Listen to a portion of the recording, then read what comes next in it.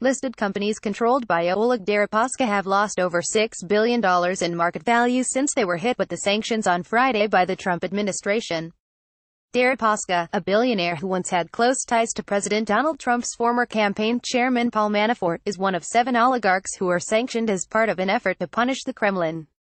The sweeping penalties also included sanctions on companies that the U.S. government said are owned or controlled by Deripaska, including 3 that are publicly traded: EN Group, Rusal and GAZ Group.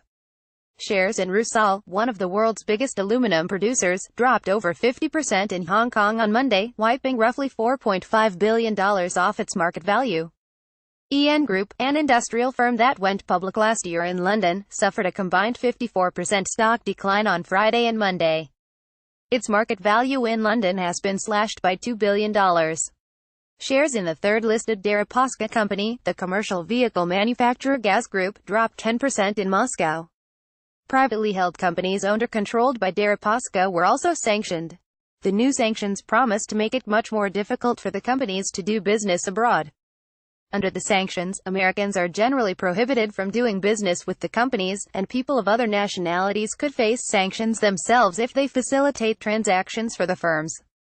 EN Group and Rusal both released statements on Monday that said it is highly likely that the sanctions would be materially adverse to their businesses. The 2 companies did not respond to requests for additional comment on Monday.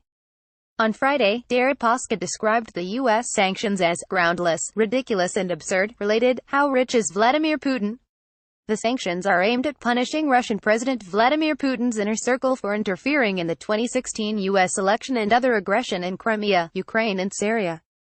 The White House said targeted sanctions would help to ensure that Russian oligarchs profiting from the Kremlin's destabilizing activities would face consequences. It said Deripaska was sanctioned for having acted or purported to act for or on behalf of, directly or indirectly, a senior official of the government of the Russian Federation. Prime Minister Dmitry Medvedev said Monday that Russia would respond to the sanctions. The sanctions were weighing on broader markets in Russia. The benchmark MOEX index was down 7% on Monday, while the RTS index, which trades in dollars, dropped as much as 9%. The Russian ruble dropped 3% against the US dollar and the euro. CNN Money, London, first published April 9, 2018, 11:10 a.m. Eastern Time.